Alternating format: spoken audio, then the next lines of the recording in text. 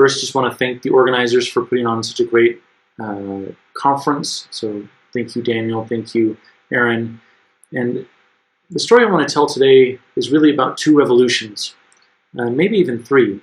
The first one is one that we don't often think about, and that is one that starts in the very first decades of the 20th century that actually enshrines a sort of revival classical typography on Western typographers all across Europe and the United States, bringing back classics like Garamond and Bedoni and Fournier and Caslon back into the typographic lexicon after decades, if not a century, of not being used at all.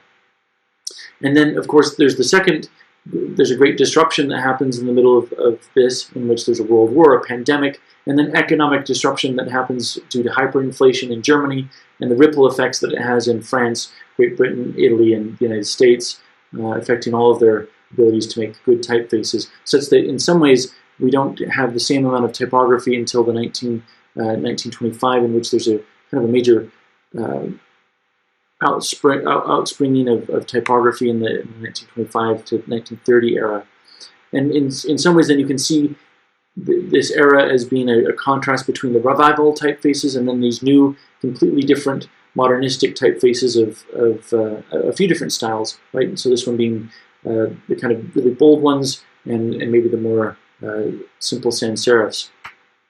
And yet in some ways what happens is that this bold version gets cast aside in favor of some of the revival ones as being thought of as also modernistic.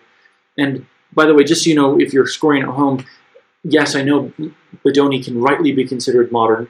Bedoni was modern when it came out in 1800, in part because it had displaced older styles of typography that were based on at least some form of calligraphic typography. And Bedoni and Deco, of course, have their own styles that break from that, allow for quite a bit of variation in thicks and thins, and also can be considered sort of the first industrial typefaces. And so in some ways then, coming at the end of the decade, you have these two competing visions. One is a modernism of Futura and Bedoni compared to other typefaces that can just sort of be relegated into the categories of jazz types or Art Deco. Now, what we would now maybe talk about as Art Deco or jazz types actually have quite a bit of variety inside of them. So there's a typeface like Basalt that has echoes of German Expressionism, with sort of the woodcut feel almost in the styling of it, even though it is bold and slightly geometric, or something like Ultra Bedoni, which is actually an outgrowth of Bedoni, and actually leads us to say, you know, this is why Bedoni belongs as a modern typeface. So the distinction isn't quite one for the other. But if you'll notice in the triangle shapes underneath the ends, how geometric those are, or the way that the O is actually a complete circle, or the E or the C, and even to some extent the G is starting to almost be a complete circle. And so it's starting to push away from being kind of a proper Bedoni into being something a little bit different. And then there's other typefaces that do some of the same things with thicks and thins as a Bedoni or a Deco, but with very different effects, right? This being very rounded, or this being highly decorative, or very ornamental. Ultra modern, having some flare serifs in there in different shapes. Or in the European sense, other experiments with just geometric typography at all. Right? Beifer from A.M. Cassandra, playing with simple geometric shapes and ways of coloring those. Really beautiful typeface. Or even other ones that are far more explicitly about the geometry, so braggadocio or cubist bold. And in some cases, the names themselves reflect some of the taste of the age and the reflection of the avant-garde artistic movements of the time. And then, of course, there's Futura Black, which certainly fits in with all of these other styles that I've just shown you, designed by Paul Renner and Bauer Type Foundry and released in 1929. And you know, you look at it and it does share a lot of common forms, the deep black shapes and the round triangle, the round circles, the triangles in the shapes there too.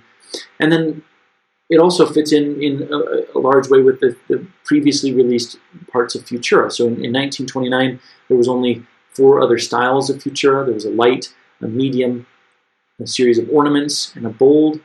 And And at first glance, you might say, well, Futura Black's clearly the outlier. But then if you look more closely, you say, well, look at that lowercase r in Futura Black and the way in which it exactly mirrors the r in bold and the r in the medium. And also some of the ways in which the circles start to mirror each other and the shapes start to be a reflection on each other. And in some ways, there's a really great logic, right? Think of the ways in which if you're basing this on a geometric system, how do you extrapolate that to be bolder than you can with the bold weight? Well, you start to actually just make it into something else altogether, which is part of a long tradition of typefaces actually having different styles altogether for different solutions. In the same way that black letter was often used as the boldest weight in many compositions across the 19th century and many centuries earlier. And yet, as is, I would hope, obvious as well, the Futura Black is also a commercial reflection of its age. Those other typefaces were very popular for those years, and so why shouldn't Futura get in on the money making of that era? But then, if you look at Futura Schmuck, what is the German word for jewelry, or more properly understood for typography, ornaments, these shapes are you could almost make your own typeface out of it, and in some ways you could almost see Futura Black as an extrapolation of this design, and the ways in which this could be used for all sorts of geometric and expressive typography and expressive designs just using these shapes alone, in a sort of almost pure Bauhaus ideal of circle, square, and triangle.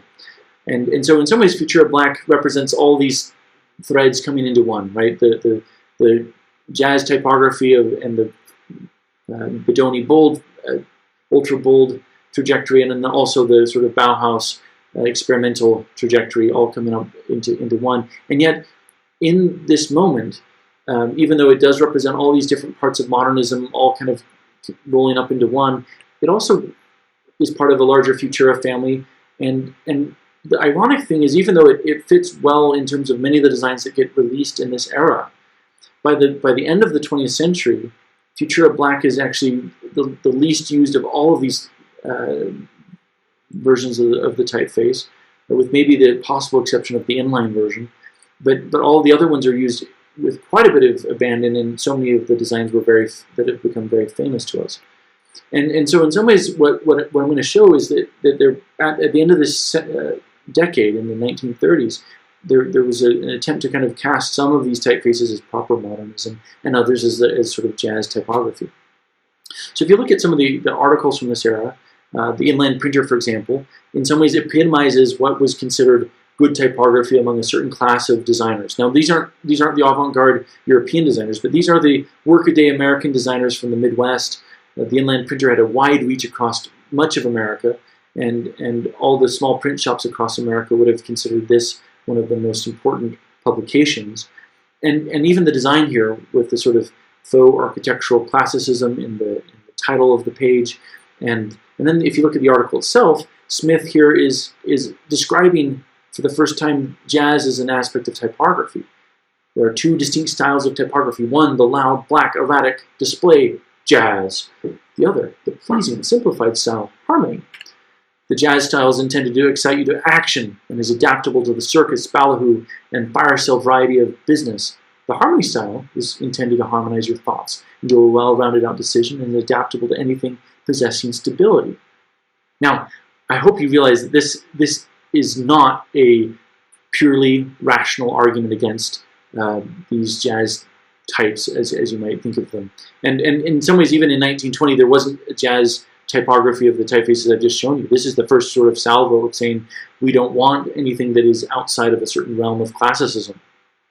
And the way that he's saying we don't want anything outside of this isn't to say, oh, we don't want things that are not legible, or we don't want things that are too dark. Although he does say black, but loud and erratic and excite you to action, circus, ballyhoo, and fire sale start to introduce other terms. And then when you add jazz, you realize that this is a cultural argument that really has a lot more to do with sort of racializing the typographic argument, so that you can say, well, the proper sort of typography is the white sort of typography that is used in higher class things, and the other stuff is used in all these low class things that don't belong as part of our proper typography. And in fact, a decade later, at the end of this movement, when all these new typefaces have come out, the inland printer sort of crowed and said, well, you didn't go wrong if you followed us. And by the way, here's what is going, here's the right way to do it, is you can use those smart new Gothics like Cable or maybe Futura Medium or some of the styles that are just sans serifs, but not the cubistic fonts of 1928 through 29, and they are explicitly labeled here as pseudo-modernists that are perpetrating, that are not really actually modernistic at all. And then in a follow-up editorial a few months later, Horace McFarland says, well, actually, here's what should be next in type design, and don't be fooled by the headline, not what will. He's actually saying what should be in this article if you read it carefully. And he says, we have to reckon with some of our foreign friends who have started this rumpus, again, not a neutral term, and who are exceeding themselves now seemingly in an endeavor not only to put jazz into typography, but to clothe it in all sorts of wild and unreadable forms. So, yeah, maybe there's an argument about the unreadable part, and that's okay, to say, there's maybe more functional versus more expressive versions of typography. But to say rumpus, and then to kind of carry through this language of jazz, and to carry through with it in some ways that has happened over dozens of other editorials saying that, well, this is proper and this is not proper versions of modernism. Even going so far as to start categorizing typefaces as modern or not, so that they could sort of track the cultural influence of what they were saying. And if you actually then compare this to what people were saying about jazz in that era, you realize that jazz itself was a contested term. Some of the publications of the era actually said things like this: unspeakable jazz must go. Students in arms against jazz, or why jazz sends us back to the jungle, or calling it the jazz problem.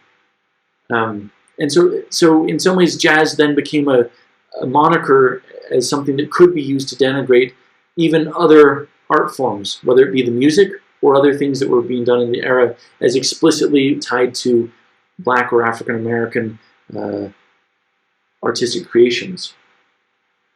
And so in some ways, what remains consistent is not a commentary on the art or the music, but rather, as Maureen Anderson in the African American Review says, what remains consistent is actually political and racial concerns, and that really they were publicizing their dislike of jazz as a term, either music, and I would also add typography as a way to express their dislike of a growing popularity and a growing surge of cultural influence of African Americans.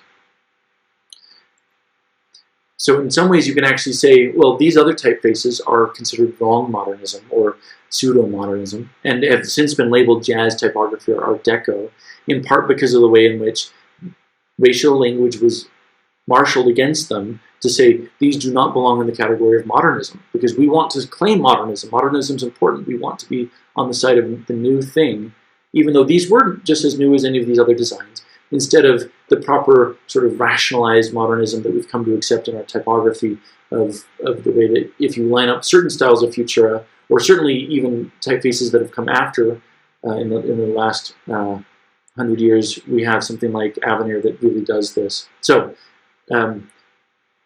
one of the great examples of the way in which this works is a typeface like Spartan, in which this is a copy of Futura that is, in some ways, the most widely used version of Futura in the United States, and yet Futura Black is nowhere to be found by 1936-39 in that era. And in fact, the black style is a renaming of what was Futura Bold in the Bauer family.